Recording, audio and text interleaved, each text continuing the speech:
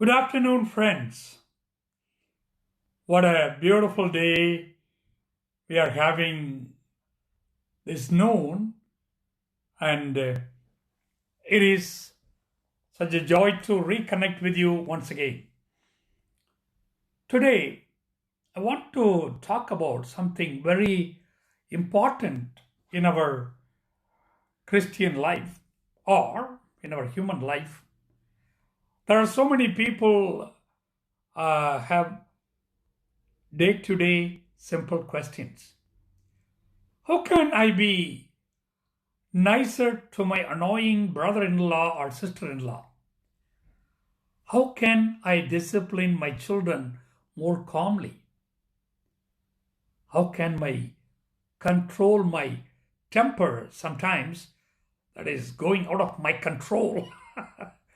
And how can, or to think positively, how can I pray more fervently, more devoutly? These are all questions we have, but none of us have an easy answer to all such questions. Our modern psychology and our today's situation, our studies always suggest therapy. Go to a therapeutic method through which we can find solutions to such questions, resolve them. But in my understanding, and after studying so many psychological helps, what I derive is these are all helpful, but they only teach you how to manage and handle particular situations. They are not offering a permanent answer or solutions. That is the common thing. So, my proposal today to face daily human problems and how we react to certain things very strongly and vehemently and get ourselves into trouble. What is the easy way, or what is the best way to find desired results for all our questions? To control my temper, to discipline my children with greater calm and peace. My answer would be, do I follow Jesus personally? When Jesus was preaching and healing and doing so many miracles in his lifetime, there are a lot of fans for Jesus. He was a trendsetter. Nobody had ever spoken like him. Nobody had done extraordinary miracles like him.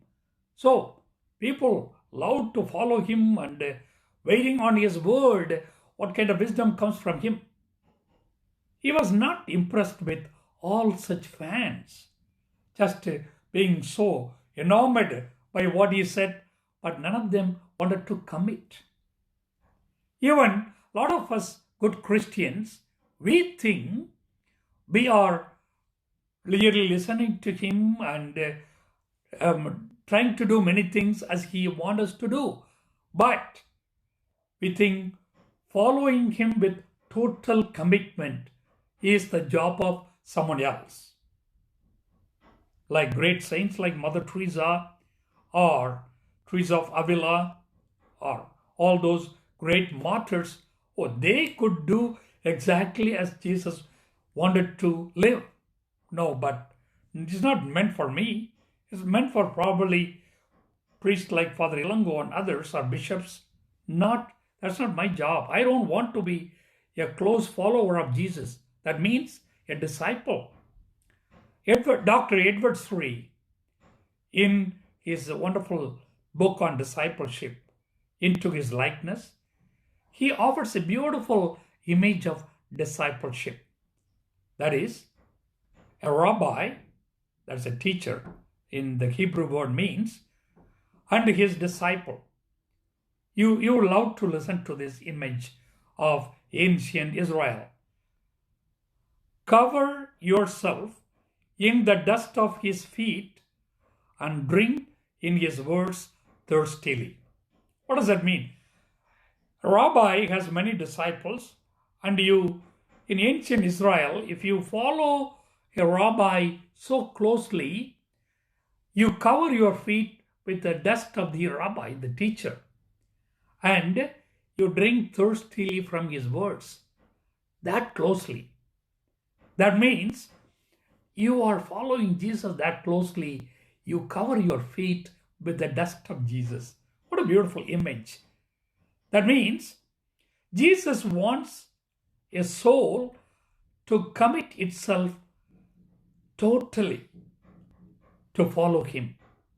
That means we take a major break from our past and we are willing to completely reorder our priorities. All our priorities are centered on the person of Christ. So Jesus does not want to be just part of our lives, but at the very center of our lives. That means you follow him so closely, you keep him at the center of your life, you commit yourself totally to him and to his way of life, that your whole way of thinking, living, and acting become like Jesus. This may sound like a cliche in a movie, but that is exactly the truth about following Jesus. I try to do it. I don't say I am 100% thinking, living, and acting like Jesus. That is an enormous task we cannot do on our own. That is why he says, you cannot do anything on your own. I will help you. I'll be with you to do that. And it is the firm and decisive decision we make on our part and ready to commit ourselves to him, to follow him personally every day. So much so, we start thinking, living, and acting like him. Once you do that, you find an easy answer to all those questions I posed to you to start with. How do I treat an annoying relative nicely? How do I control my temper? How do I discipline my children in a nice and good way? All these things will come to you so easily once you start thinking and living and acting like Jesus with a true discipleship in your life. God bless you and thank you for listening. Please consider a personal following of Jesus, that is, trying to be a good disciple of Jesus every day. God bless you.